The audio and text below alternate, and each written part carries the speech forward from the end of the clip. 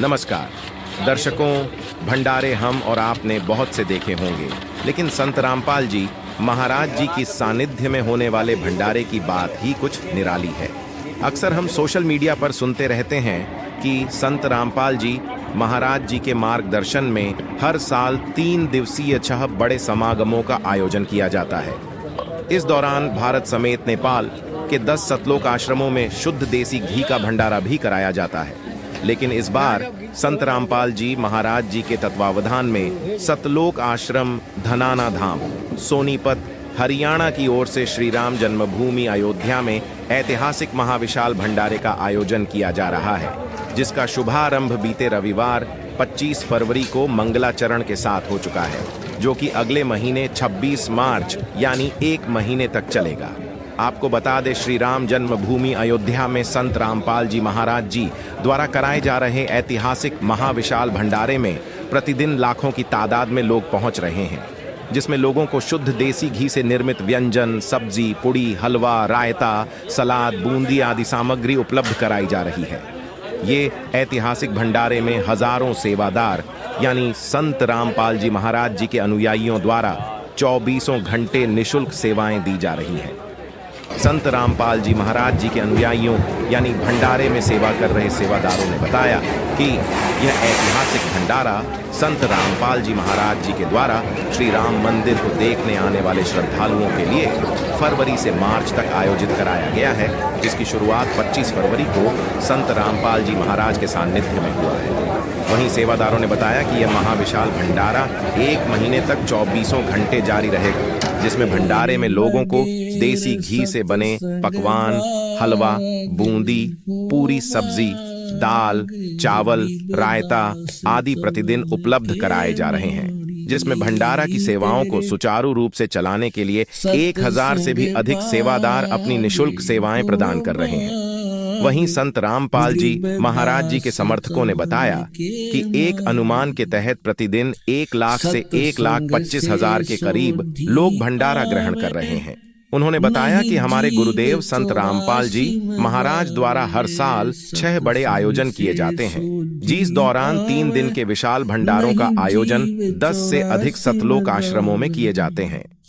अब मेटो द्वेष और राग हो राग या उम्र बतेरी जाली, अब मेटो द्वेष और राग हो राग या उम्र बतेरी जाली, तेरे लगे हो गरीबदास चमन के माड़ी, जो नर सत्संग में आते वो परवचन की मेवा खाते, जो नर सत्संग में आते परवचन की मेवा खाते, उनके मर्यासन से नाग हो नाग, जिन सुरत पूरे गुरु से लाली, उनके मर्यासन से नाग ओ नाग, जिन सुरत पूरे गुरु में लाली, तेरे लगे सत्संग बाग गरीबदास चमन के माली, तेरे लगे सत्संग बाग गरीबदास चमन के माली।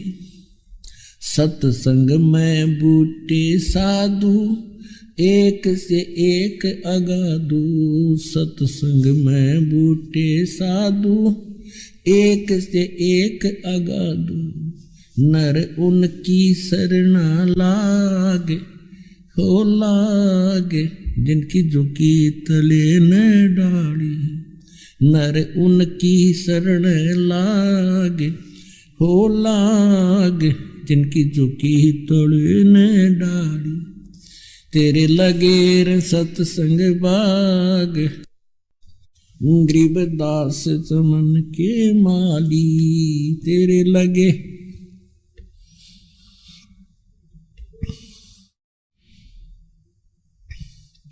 तेरा तरुवर राम देवानंद उसका लाग गया एक अमर कंद, तेरा तरुवर राम देवानंद। उसका लाग गया एक अमर कंद, मोह दे दिया अमर सुहाग। वो सुहाग मेरी जोत गगन में बाड़ी, मोह दे दिया अमर सुहाग। वो सुहाग मेरी जोत गगन में बाड़ी, तेरे लगे सत्संग बाग। गरीबदास चमन के माड़ी, तेरा तरुवर राम देवानंद। उसका लाग गया एक अमर कंद, तेरा तरुवर राम देवानंद। उसका लाग गया एक अमर कंद, मोह दे दिया अटल सुहाग। वो सुहाग मेरी जोत गगन में बाड़ी, मोह दे दिया अटल सुहाग। वो सुहाग मेरी जोत गगन में बाड़ी, तेरे लगे सत्संग की अमर कहानी। बिरले संत विवेक की न जानी, सत्संग की अमर कहानी। बिरले संत विवेक की न जानी, जागे राम पाल के भाग। हो भाग मिली सार शब्द की। हमारे दुखों का मूल कारण तत्व ज्ञान का अभाव और सत भक्ति का नहीं मिलना है। तत्व ज्ञान के अभाव में मनुष्य दुख उठाता है, क्योंकि तत्व ज्ञान के अभाव से व्यक्ति सभी तरह की बुराइयां करता है, जिस कारण दुखी, अशांत और निराश रहता है। साथ में भाग्य में आने वाले दुख संकट भी यथावत आते रहते हैं। तत्व ज्ञान प्राप्ति के पश्चात मानव सुखी हो जाता है, क्योंकि वह सभी कर्मों से परिचित होकर बुराइयों से दूर रहकर सत्य भक्ति करता है। परमात्मा उस साधक के प्रारब्ध भाग्य में आने वाले संकटों, कष्टों को टाल देते हैं। तो सेठ सोचता है कि राजा सुखी होगा, राजा सुखी होता है, और राजा को सुख स्वप्न में भी नहीं होता। विचार करने की बात है कि एक परिवार का मुखिया ज्यादा से ज्यादा 10 सदस्य होते हैं घर में, और वो मुखिया कितना परेशान रहता है एक छोटे से परिवार की परवरिश की उद्देश्य से। और राजा तो एक पूरी पृथ्वी का पिता हो जाता है, अपने क्षेत्र का पिता होता है। उसको हर क्षेत्र में कोई फ्लड आ जाती है या कोई भूकंप से हानि होती है या किसी और कारण से काल गिर जाता है या कोई वैसे कोई सांप्रदायिक दंगे हो जाते हैं, राजा को चैन दिन रात नहीं रहती। फिर अपनी सीमा की सुरक्षा के लिए दिन रात उद्रकता रहता है। कभी अपने ही मंत्रिमंडल में कोई दिक्कत आने की संभावना से भी चिंतित रहता है। तो कहते हैं, परमात्मा कहते हैं यहाँ कोई सुख ही नहीं है। अब हम फिर सोचते हैं कि भाई जैसे बचपन था, फिर बड़े होकर फिर सोचें भाई बच्चे होंगे आनंद हो जाएगा, पुत्र पुत्री होगी, फिर उनकी शादी करेंगे आनंद हो जाएगा। अब शादी भी कर दी, फिर सोचा बुढ़ापे में सुख होगा, चैन से रहा करूंगा, अपने सब कार्यभार बच्चों को संभाल दूंगा, मैं अपना सुख का सांस लूंगा। परमात्मा कहते हैं भूल जाए इन बातों को।